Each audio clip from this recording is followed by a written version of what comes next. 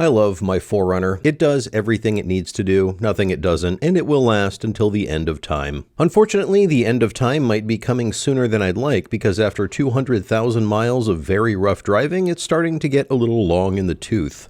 So a few months ago, I put down a deposit on a new 4Runner, and the allocation just came in for a 2025 TRD Off-Road Premium. On the same week that Toyota invited me out to drive Hell's Revenge in Moab, Utah with the new 4Runner. So I get a chance to see if I really want to do this.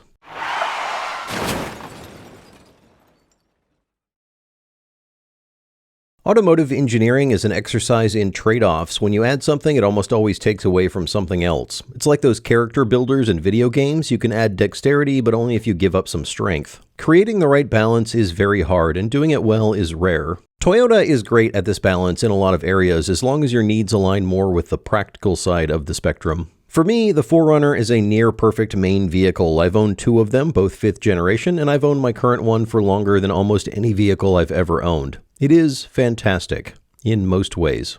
But I do have complaints.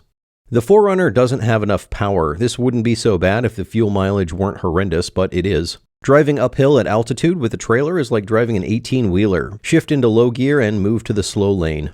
The gas pedal doesn't make you go any faster, it just makes more noise. Handling and road noise aren't great, you can always tell it's a body-on-frame vehicle. Part of this is my fault with all the added off-road upgrades, but even stock, it's rough around the edges. But even with these drawbacks, the 4Runner is a fantastic vehicle. There are a lot of little things that are just right, the kinds of things that you live with every day. It will take you just about anywhere and it will get you back, but you could also never take it off-road and it would be a perfectly fine vehicle for everything that you do.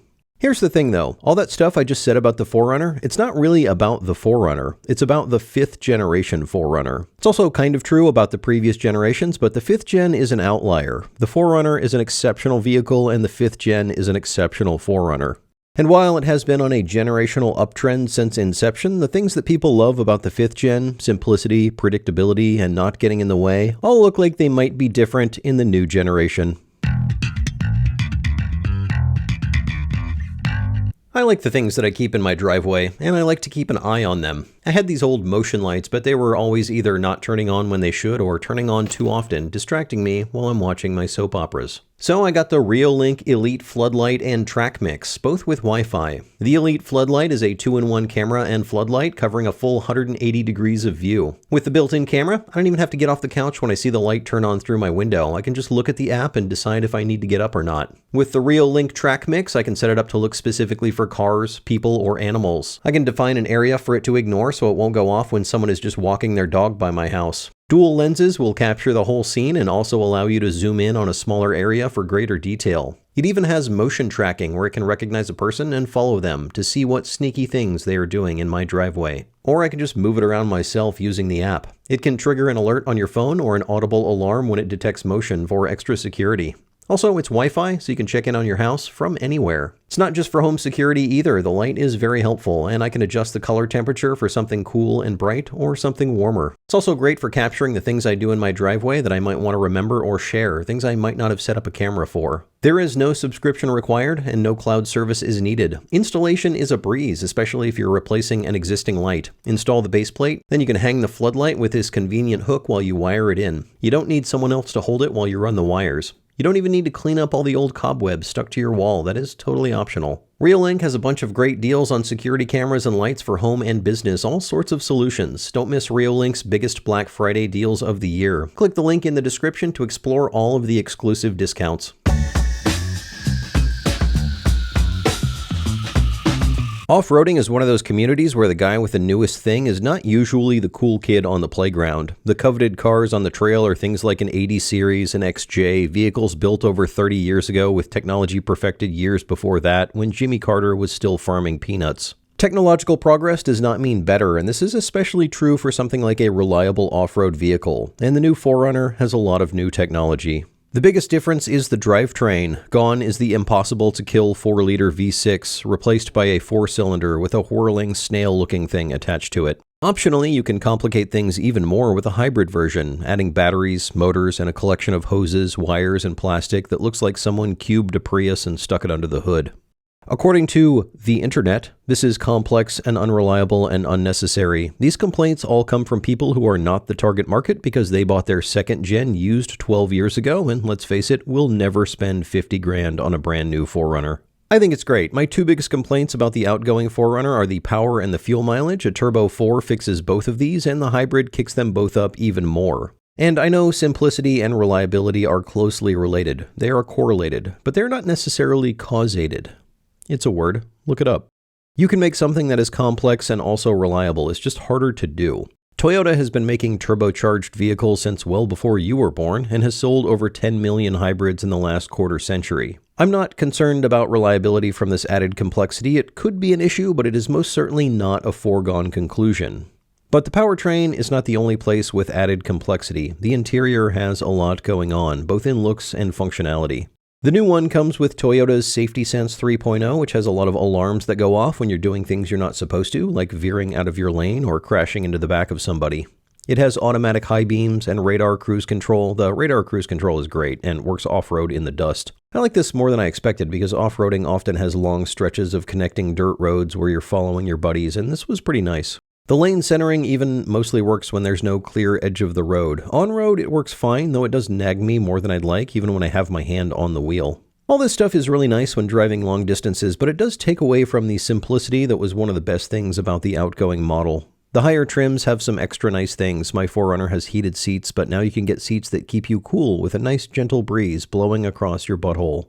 The suite of cameras means you never have to leave the comfort of air-conditioned seats. Multi-Train Select takes some of the abrasiveness and skill out of off-roading. Crawl control works really well and has adjustable speed. You can be pretty lazy, even through some serious off-road obstacles, which may be a little more hand-holding than you need or want. There are a couple of things I noticed that are less good in the new 4Runner. Visibility out the windows is a little bit worse, but it's still pretty good. The second row, especially the ingress and egress, getting in and out, feels a little more cramped. Both of these things are better in the Land Cruiser, which feels a little more like the old 4Runner with a more boxy greenhouse. The new 4Runner definitely has a more sporty look. I don't love it. I think the old one looks better, and the Land Cruiser also looks better. One thing I noticed about the new 4Runner is that the color seems to change my opinion on its looks a lot. But this is all subjective, so your opinion may vary.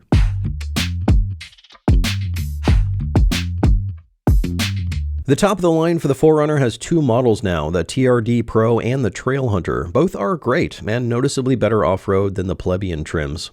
Both are fully loaded with all the nice things, but the Pro is geared more toward high-speed desert running and the Trail Hunter is more focused on overlanding. The Pro has adjustable Fox shocks with internal bypass and real bump stops. The Trail Hunter has Old Man Emu shocks and an integrated air pump. They both have off-road lights and lots of badges to let everyone know how cool you are. The Pro feels like it has more power, but it doesn't. I think the throttle is just tuned differently, so it feels more jumpy. The suspension is also more stiff, even in the softest setting. I thought it was a little harsh. It feels kind of high-strung. I talked to some people who prefer this peppier throttle and more rigid suspension, but I don't.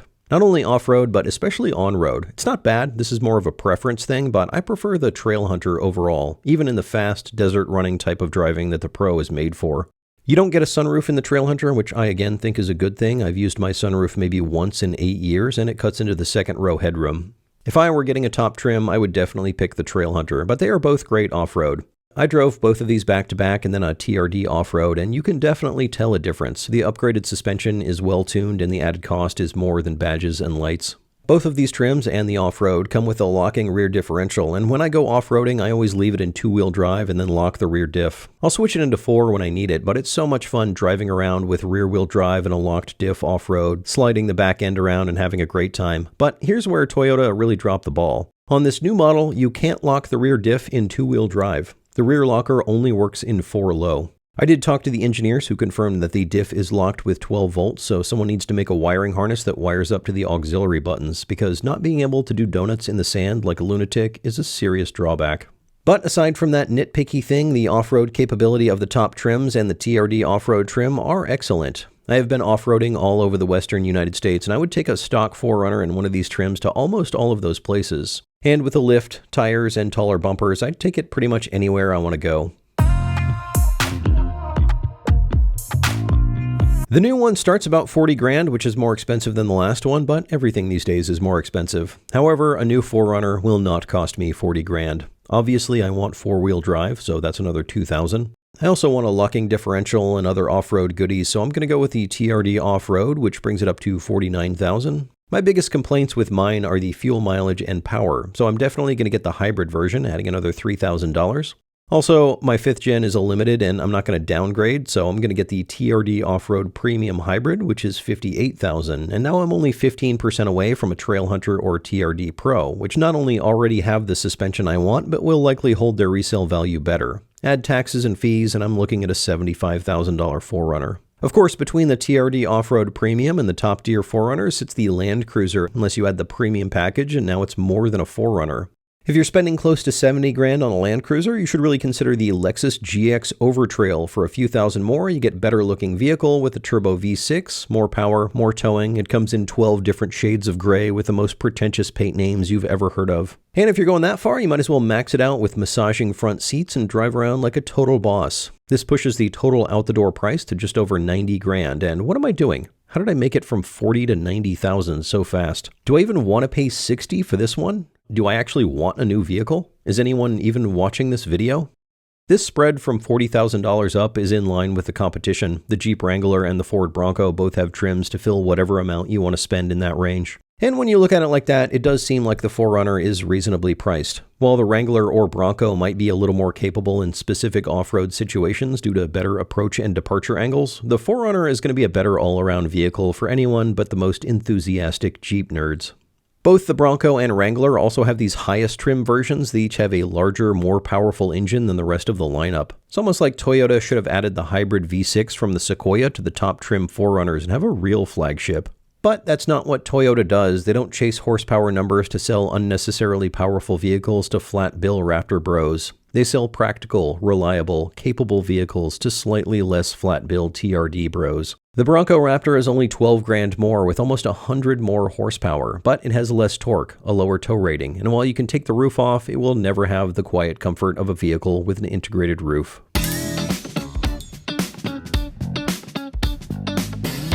In looking at all these shiny new vehicles with fancy paint and big numbers next to the dollar signs, it has occurred to me that the thing I like about my 4Runner is not the capability or familiarity, but the fact that it is already broken in. I don't want to take a nice, new, shiny, expensive vehicle with a perfect paint job out to the trails or to the hardware store to load it up with welding cylinders and oil-covered steel. I like that mine is used. It means that I don't feel bad using it. I'm probably not the only one who thinks that used is the best trim level for the 4Runner. They hold their value better than most vehicles, fetching pretty high prices in the used market. Unfortunately, Toyota does not make used 4Runners, so if you want the new one now, you're going to have to buy new, which is probably fine for most people. Not everyone is looking for a work truck, and people like to have nice things instead of rusty things. And for those people, a new 4Runner is a great choice.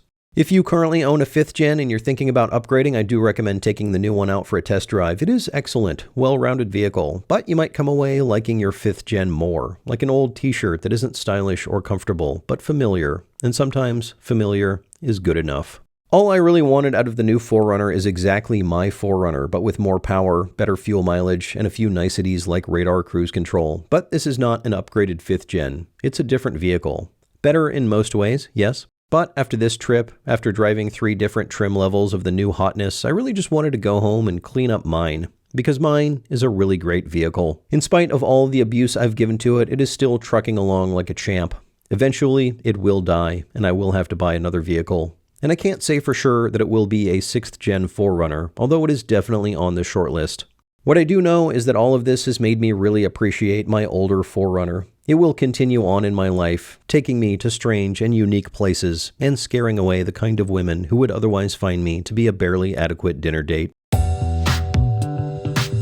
Upon my return home, I found my trusty 4Runner to be inoperable. The battery was completely dead, and there was a concerning amount of oil on the ground underneath it. There are, best I can tell, 3 possibilities for this. One is that my 4Runner knew that I was gallivanting around with a younger, hotter 4Runner and decided to get all dramatic. Slightly less probable is that Toyota knew I was considering replacing my aging vehicle with a new one and sent out a saboteur to kill my battery and spray oil all over my engine bay. Probably I just left my rear door ajar, which killed the battery. As for the oil leak, that turned out to be my oil pressure switch.